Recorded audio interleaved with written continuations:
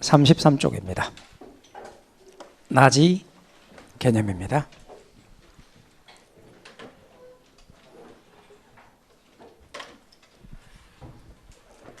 페이지 33쪽.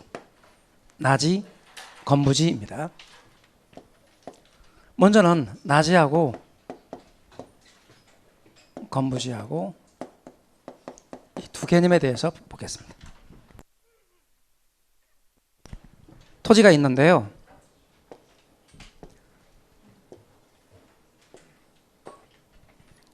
얘는 토지 위에 건물이 없어요. 빈 토지. 반면에 얘는 토지 위에 건물이 있어요. 건물 아래에 있는 토지. 건물 밑에 있는 토지. 그래서 나지하고 건부지를 이야기할 때 얘는 토지 위에 건물이 없는 빈 토지. 그래서 나지 이고요. 얘는 건물이 들어서 있는 토지. 건부지 이고요. 그래서 나지와 건부지. 나지는 토지 위에 건물이 없는 빈 토지고 건부지는 건물이 들어서 있는 부지. 건부지입니다. 그래서 나지하고 건부지 이 개념을 여러분이 잘 아셔야 됩니다. 그럼 나지는 토지 위에 건물이 없기 때문에 땅 주인이 언제든지 원하는 때에 이 땅을 이용할 수 있죠. 여기다 건물을 올릴 수 있어요. 자기가 원하는 건물을 올릴 수가 있죠. 물론 법적인 제약이 따릅니다. 법적 제약 하에서 언제든지 자기가 원하는 대로 이용할 수 있다. 근데 건부지는 그 땅 위에 건물이 이미 있는 거죠. 건물이 이미 있는데 이 건물이 예를 들어 가란 용도의 건물이라고 가정해봐요. 가라고 하는 용도의 건물인데 만약에 이 땅, 여기가 나란 용도로 이용하는 게 좋겠다. 나란 용도가 최요용이다. 나란 용도가 잘 이용하는 것이다. 그렇다면 이 건물을 철거할 수밖에 없잖아요. 이 건물을 철거하고 나란 용도로 이용해야 되잖아요. 그럼 생각해 보세요.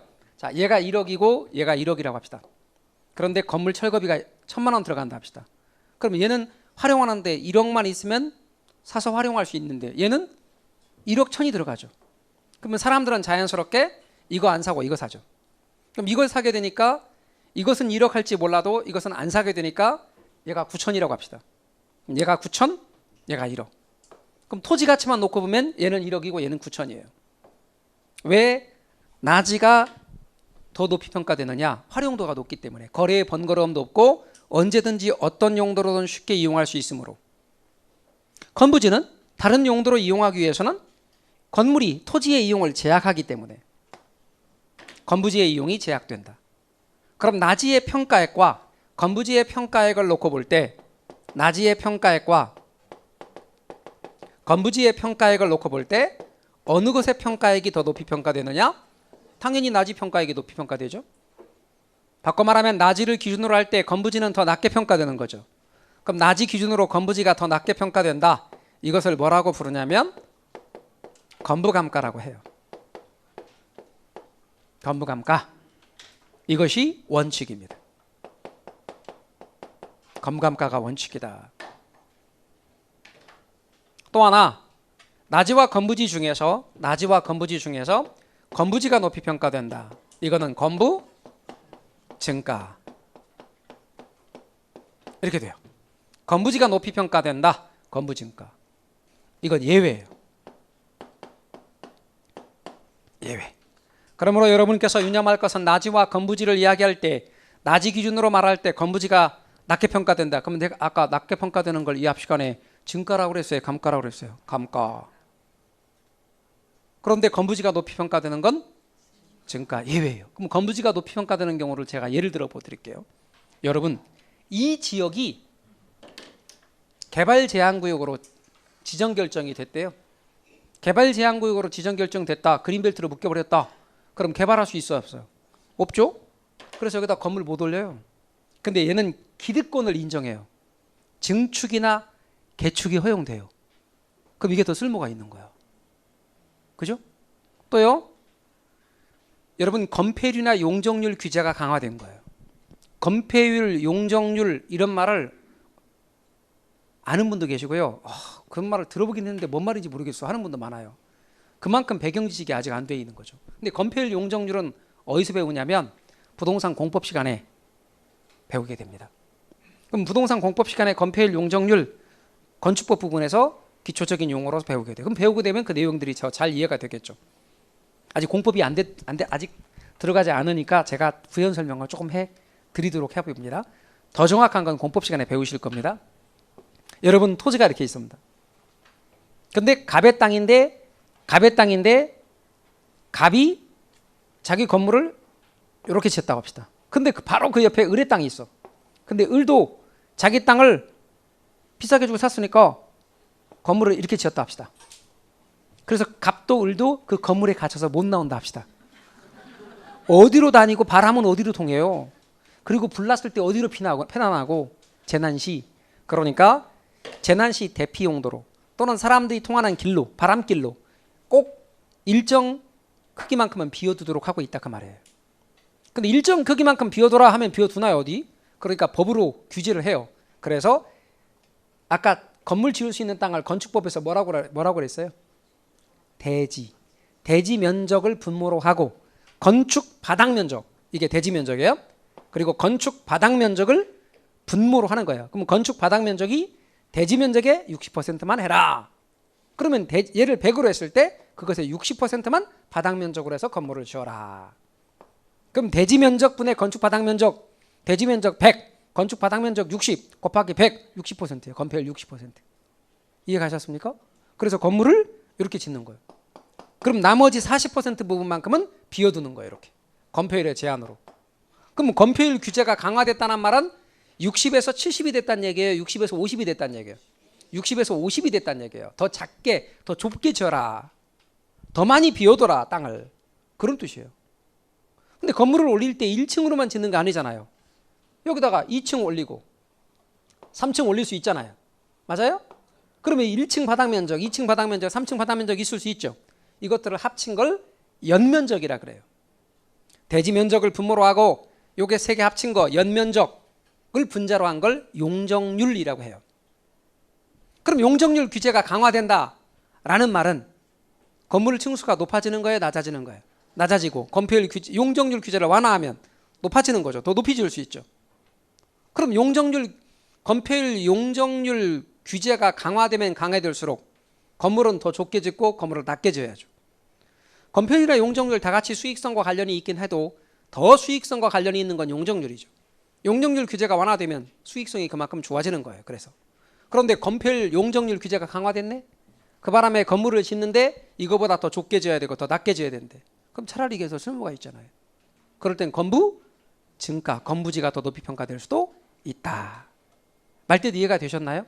그래서 여러분께서는 나지와 건부지, 왜 나지가 더 높이 평가되나요? 나지는 언제든지 어떤 용도로든 이용할 수 있고 활용도가 높기 때문에 높이 평가된다. 그러면 나지를 기준으로 말하자는 거죠. 나지가 기준이 됩니다. 빈토지니까. 나지를 기준으로 할 때는 건부지가 더 낮게 평가된다. 이걸 건부감가. 건부지 감가를 줄여서 건부감가. 반면에 건부지가 높이 평가되는 경우도 있으니 이를 건부증가라고 하는 거예요. 이 말뜻 아시겠죠? 그래서 건부감가와 건부증가를 잘 여러분이 알아두십시오. 이거는 좀 이해가 되시도록 하기 위해서 약간의 농담을 합니다. 이 농담의 경우는 순전히 농담이라고 미리 말씀드렸으니까 다른 의미는 담지 마십시오. 사람으로 치면 나지와 건부지는 이렇습니다. 우리 강의실에 계신 분 가운데서 내가 되돌아보건대 결혼한 적이 없는 것 같아. 딸린 게 없어. 아니면 과거는 있었는데 지금은 후를 털고 돌아왔어. 우리는 그런 걸 돌싱 이렇게 말합니다만 어쨌거나 그런 분들은 전부 다 어디에 해당된다? 나지에 해당돼요. 그런데 딸린 게 있는 사람들, 그러니까 소위 아저씨, 아줌마 이런 분들은 전부 다 건부지에 해당됩니다. 그러면 이제 강의실에 계신 분들은 본인이 나지인지 건부지인지 아시겠죠? 참고로 우리 쌤들은 전부 다 건부지입니다. 혹시 나중에 보고 혹시 나지 아니야 생각하지 마세요. 다 건부지야. 그러면 나지, 건부지 이렇게 말할 때 나지, 건부지 우리 강의실에 계신 건부지들에게 여쭤보겠습니다. 자, 나지가 건부지보다 높이 평가돼야 된다. 이거 동의하십니까?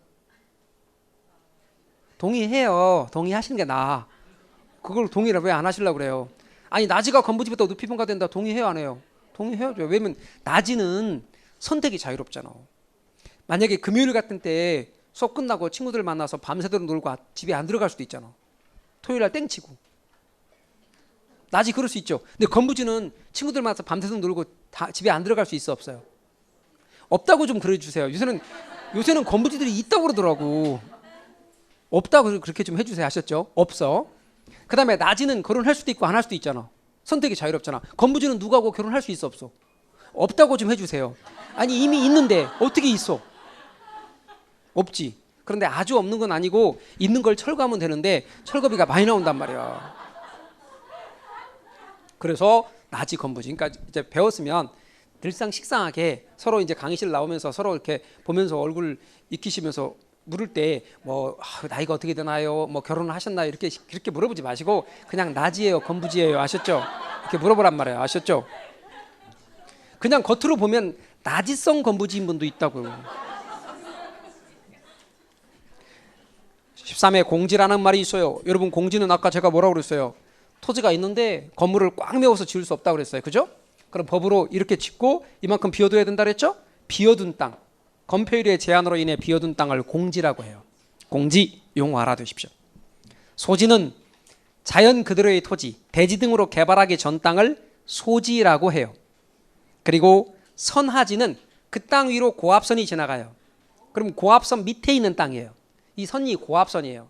그러면 선하지는 값어치가 높겠어요, 낮겠어요? 낮겠죠, 그죠? 낮겠죠. 어떤 분이 좋지 않나요? 전기도 쉽게 쓸 수 있고, 그러던데. 여러분 고압선이 딴 데로 이동할 리가 없어요. 개발하는데 제한이 잇따른다고. 투자 가치가 없어. 선하지는 감가로 행한다는 것 알아두십시오. 포락지. 포락지 한자 좀 봐봐요. 포자에 앞자가 점 3개가 있죠. 낙자에도 점 3개가 있죠. 물을 의미해요. 물수변이거든요. 그래서 이건 물 밑에 잠긴 토지. 태풍이 오고 홍수가 나서 개인의 논밭인데 물 밑으로 잠겨버렸대. 이런 거를 포락지라고 합니다. 한 장을 넘겨주시면 법지하고 빈지에 대해서 이야기하겠습니다. 법지, 빈지. 자, 법지하고 빈지입니다, 여러분. 토지가 이렇게 있는데 경사진 곳이래요. 근데 여기는 갑돌이 땅이고 경사진 곳 위쪽은 을돌이 땅이라네요. 갑돌이는 여기에 건물 지을 수 있어요. 당연히 건축허가 받을 수 있고 건물 지을 수 있습니다. 근데 을돌이는 여기다 건물 짓고 싶어도 못 져요. 건축허가 안 나와. 여기다 건물 지으면 붕괴 위험이 있잖아요. 그러니까 을돌이는 건축허가 받으려면 먼저 어떻게 해야 된다? 여기 부분에다 축대를 해야 돼. 이렇게. 그럼 이 땅이 을돌이 땅 아니면 사서라도 축대를 해야 됩니다. 축대를 하고 건축허가 받을 수 있습니다. 그래서 건축허가 받아서 건물을 지을 수 있다. 그러면 결국은 축대 부분은 윗집 소유예요, 아랫집 소유예요? 윗집 소유, 을돌이 소유죠? 그럼 얘는 법으로만 소유권이 인정이 될 뿐 축대 이외에 다른 용도로 이용할 수는 없죠? 법으로만 소유권이 인정될 뿐 다른 활용 실익은 없는 땅, 저런 걸 법지라고 그래요. 그럼 법지의 대표적인 예가 축대예요. 축대. 축대는 법지에 해당된다. 반면에 빈지라는 게 있어요, 여러분. 빈지. 주로 바닷가에 가면 있는데요. 바닷가에 가면 바닷가입니다. 바닷물이 들어오는데 최고 여기까지 들어온다고 합시다. 그리고 이쪽은 지적공부에 등록된 토지라고 합시다. 지적공부에 등록된 토지. 바닷물이 들어왔다 나갔다 그러죠. 그렇죠? 그럼 바닷물이 최고 들어올 때 여기고 빠져나갈 때 여기야. 그럼 요건 무슨 수위선이고 요건 무슨 수위선이에요? 바닷물이 들어오는 걸 뭐라고 그래요? 만조수위선. 빠져나가는 건 간조수위선 그래요. 그럼 만조수위선 기준으로 여기는 지적공부에 등록된 땅이고 만조수위선과의 사이에 소유권이 인정되지 않는 땅이 있는데 백사장이 대표적인 예예요. 바닷가에 백사장 같은 이런 땅은 소유권 인정되지 않지만 활용실익은 많죠? 그런 걸 빈지라고 해요. 빈지. 빈지라고 할 때 빈지는 물가 빈자예요. 그래서 빈지를 법에서는 달리 바닷가라고도 불러요. 얘를 바닷가 이렇게 부르기도 한다는 것 잊지 마십시오. 공인중개사 시험에서 빈지라고 시험에 나왔어요. 빈지 혹은 바닷가.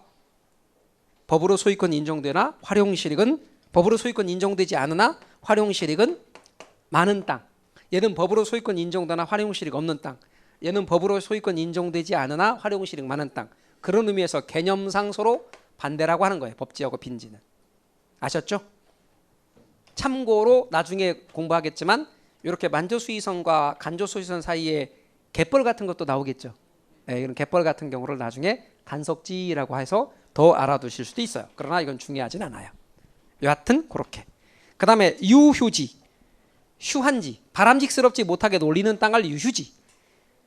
휴한지는 일부러 쉬게 하는 땅이에요. 여러분 토지 같은 경우 계속해서 쉬지 않고 경작하면 토지의 생산력, 지력이 쇠하기 때문에 떨어지기 때문에 생산력이 떨어지기 때문에 일부러 토지를 쉬게 하기도 하죠. 산 같은 경우도 입산을 금지시켜서 쉬게 하죠. 그러듯이 일부러 쉬게 하는 땅을 뭐라고 한다고요? 휴한지. 휴한지. 그리고 땅값이 이렇게 바람직스럽지 못하게 놀리는 땅은 일단 유휴지고, 토지를 샀는데 땅값 상승을 기대하고 그냥 방치해버린 땅은 공한지. 공지하고 구분하셔야 돼요. 여러분 아까 제가 공지는 건물 짓고 남은 빈 공간이라고 그랬죠. 근데 공한지는 땅값 상승을 기대하고 방치한 땅. 땅값이 올라갈 걸 기대하고 그냥 방치해버린 땅을 뭐라고 한다고요? 공한지. 용어 알아두십시오. 공한지. 그렇게 놓고 보면 공한지는 유휴지 쪽에 들어갈까 휴한지 쪽에 들어갈까요? 유휴지 쪽에 들어가겠지. 이해하십니까? 그 다음에 한계지는 나중에 설명드릴 거예요. 놔두세요. 이건 놔두셔도 돼. 그리고 거기까지 용어를 보겠습니다. 그 다음 나오는 게 부동산의 특성인데요. 이 부동산의 특성이라고 하는 파트는 사실상 기초과정에서 잘하는 것은 어려워요. 잘하실 수가 없어요. 왜 잘하실 수 없느냐? 내용을 공부하면 저 뒤쪽에 있는 내용들이 쭉 앞쪽에 다 모아져 있는 거예요. 그러니까 한 바퀴 돌아가셔야 돼요. 그럼 1월 달에 잘할 수 있느냐? 제가 해보니까 잘 못하시더라고요. 그러니까 적어도 2번은 돌아가야 되겠더라고요. 그래서 기초적인 거 한 번, 그 다음에 기본 이론도 한 번 돌아간 상태에서 3월 달에 이 부분에 대해서 완벽하게 정리하겠다라고 생각을 하십시오. 1월 달까지도 아직 잘 정리를 못해요. 그렇다고 이걸 넘어간다는 얘기는 아니에요.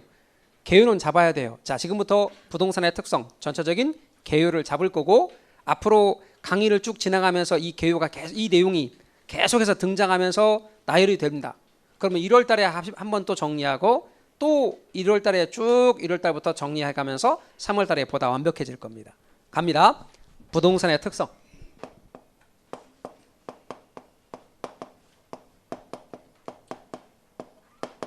우리 부동산의 특성은 토지와 건물 중에서 아무 말 없이 부동산의 특성 그러면 전부 토지의 특성인 줄 아시면 됩니다.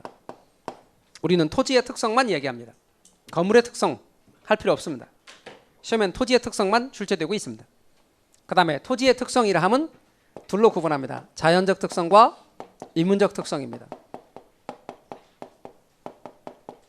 자연적 특성이 있고 인문적 특성이 있습니다.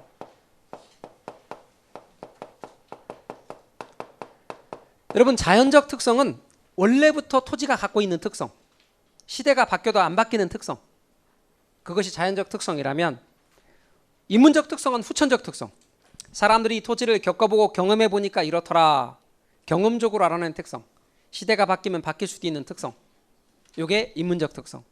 자연적 특성은 5가지 정도만 여러분이 기억하시면 됩니다. 5가지. 첫 번째는 부동성.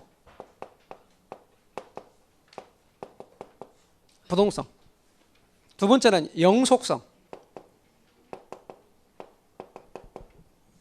세 번째는 부증성. 네 번째는 개별성. 5번째는 인접성.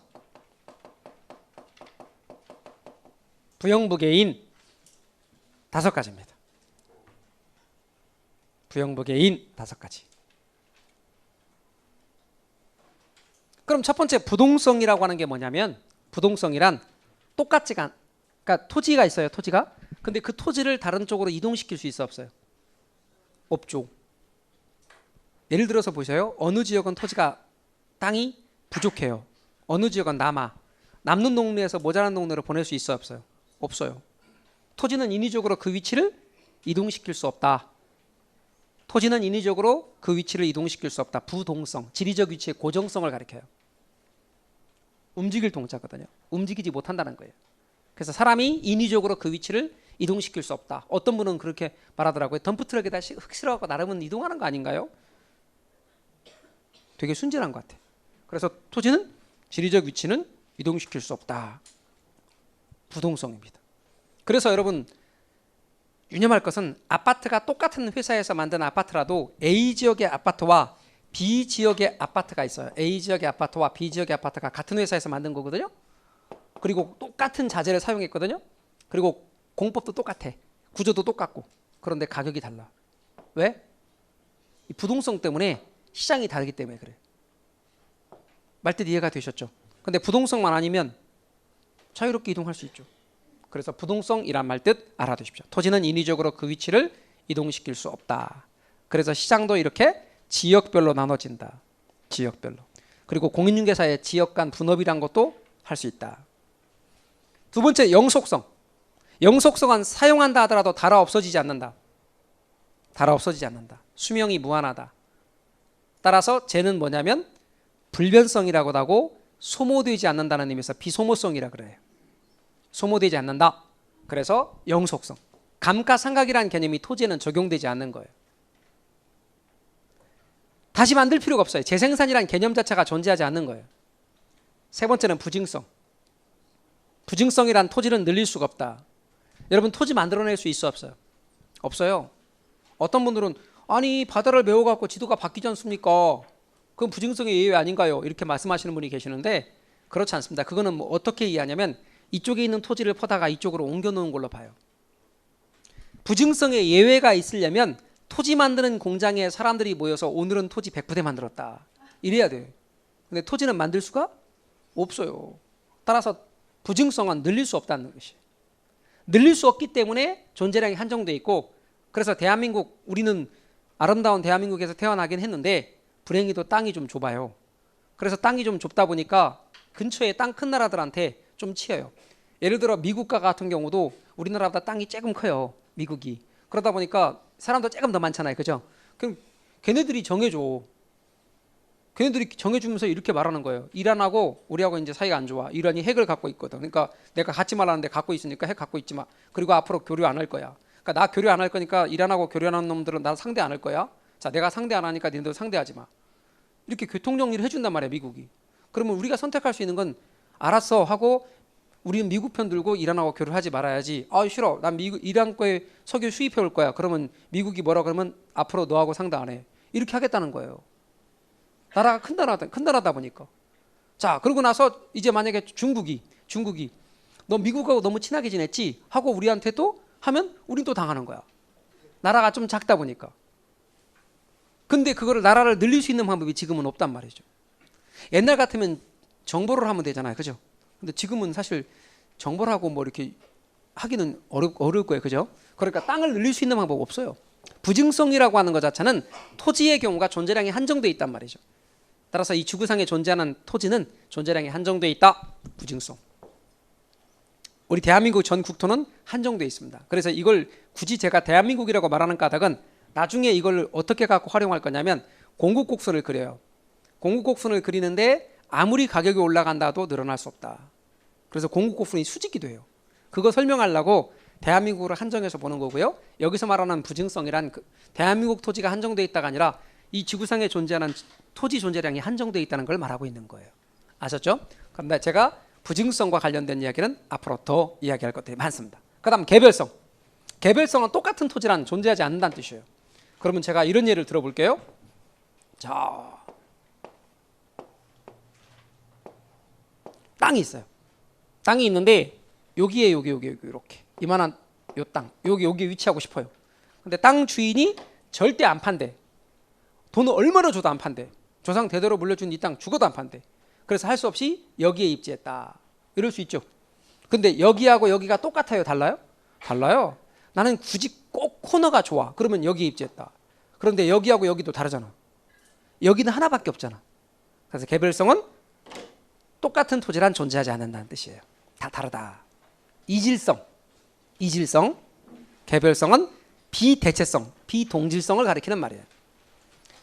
인접성은 토지 옆에는 토지가 연결되어 있어요. 보세요, 여러분. 여기 개발하면 여기 땅값 올라가는 거 맞죠? 이게 인접성이야. 붙어 있기 때문에 영향을 주고받는 거예요. 그래서 어느 지역을 개발하면 그 근처의 토지가 같이 땅값이 올라가고 어느 지역에 혐오 시설이 들어오면 당연히 영향을 받을 수밖에 없어요. 이게 인접성이에요. 그래서 여러분 조우나 시로나 우리 여기에 대방학원, 에듀윌 대방학원으로 모인 여러분들은 1년 동안은 서로 영향을 주고받을 수밖에 없어요. 인접성 때문에. 그러니까 긍정적이고 좋은 영향들을 끼치기 위해서 노력하셔야 돼요. 여름철 요새는 참 그러신 어른들 별로 안 계시던데 옛날에는 남자 어른들 가운데서 여름철 같은 때 이렇게 오셔갖고 신발 벗고 양말까지 벗으시고 발을 이렇게 올려가지고 이렇게 올려놓고 막 그 근처 막 수업하는데 막 이렇게 해가면서 막 초토화되는 경우 많이 보거든요. 그런데도 불구하고 전혀 개의치 않고 이렇게 계시고 어떤 분들은 야간반 같은 경우에 술 한잔 드시고 오신 분도 있어요. 야간반 얼굴이 빨갛고 이렇게 하고 혼자 호구시는 거야. 막 그 일 때 막 술 나면서 풍기고 그러면 심각한 거죠. 근데 진짜 지금은 정말 많이 바뀌었어요. 지금은 옆 사람들한테 우리나라 사람들도 잘 피해 안 주죠. 지금은 오늘도 보니까 내내 수업 시간에 핸드폰 받는 분 없으시네요. 눈총 맞아 죽습니다. 예? 저는 핸드폰 받으셔도 괜찮아. 받으시려면 받으세요. 근데 남들은 다른 분들은 수업 시간에 되게 중요하게 생각하기 때문에 그 시간이 되게 중요하단 말이에요. 이게 인접성이라고. 그러니까 주어진 시간이 우리가 학원이긴 하지만 서로 옆 사람들 동료 나중에 지나고 나면 여러분들이 에듀윌 대방학원이라고 묶여가지고 합격자 수집도 같이 나온다고. 합격자 모임에도 여러분들 같은 좌석에 이렇게 쭉 테이블에 앉게 되고 옆 사람들이 결국은 나 돈 벌어주는 동료란 말이에요. 그러다 보니까 기왕이면 조금 불편하더라도 옆 사람들 좀 양보도 하고 좋은 영향들을 끼치기 위해서 노력하십시오. 그렇게 하시면 좋은 동료로서 남습니다. 조금 이런 것들 때문에 다투고 그렇게 하지 마시고요. 인접성입니다. 부영부계인 5가지. 자, 그 다음에 인문적 특성으로 갑니다. 여러분 인문적 특성입니다. 인문적 특성 첫 번째는 용도의 다양성입니다. 용도의 다양성입니다. 용도의 다양성이란 토지의 용도는 다양해서 주거용으로 이용할 수도 있고 상업용으로 이용할 수도 있고 공업용으로 이용할 수도 있고 보세요. 땅이 있는데 얘는 주거용, 상업용, 공업용, 농업용, 임업용 어떤 용도로든 이용할 수 있대요. 용도가 다양하다는 뜻입니다. 토지는 용도가 다양해서 어떤 용도로 이용할 수 있다. 용도의 다양성. 두 번째는요. 병합, 분할의 가능성.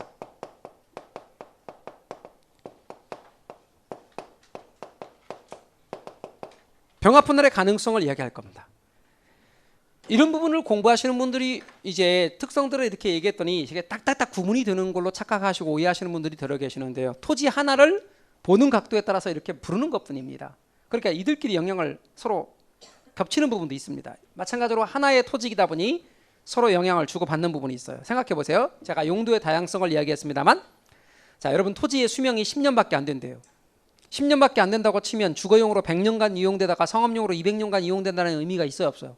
없지. 그럼 용도가 다양하려면 이 용도의 다양성이 더 의미가 있으려면 자연적 특성, 무슨성이 받쳐주기 때문에 그런 거예요. 영속성이 받쳐주기 때문에 그래요. 따라서 자연적 특성인 영속성과 인문적 특성인 용도의 다양성 때문에 주거용으로 100년간 이용되다가 상업용으로 200년간 이용될 수 있는 거예요. 말뜻 이해가 되셨나요? 이렇게 연관이 된단 말이지. 그럼 병합 분할의 가능성은 토지는 필요에 따라 병합도 분할도 가능하다는 얘기예요. 보실래요?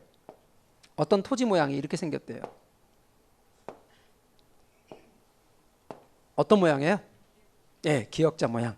어떤 토지 모양이 이렇게 생겼대요. 어떻게 생긴 건가요? 그랬더니 어떤 분이 지랄같이 생겼다 그러던데 토지 모양은 이렇게 생기면 좋습니다.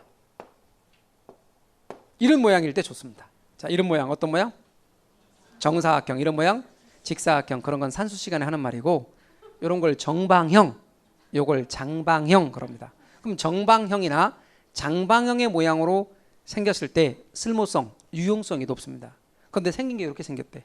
그 바람에 어떤 용도로만 이용할 수 있느냐면 가라고 하는 용도로밖에 이용할 수 없더래요.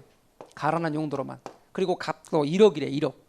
그래서 근처에 다른 토지를 사서 이렇게 합쳤대. 이렇게 합쳤어.